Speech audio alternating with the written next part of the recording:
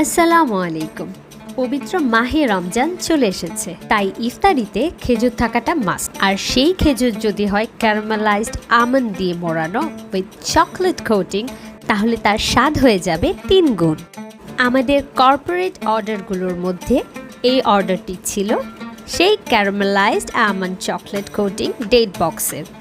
যারা আমাদের কাস্টমার রয়েছেন তারা সকলেই জানেন আমাদের বক্সগুলো সম্পূর্ণ হ্যান্ডমেড। এক্ষেত্রে আমরা কোনো রেডিমেড বক্স ব্যবহার করে থাকি না, তাই আমাদের পরিশ্রমটাও একটু বেশি।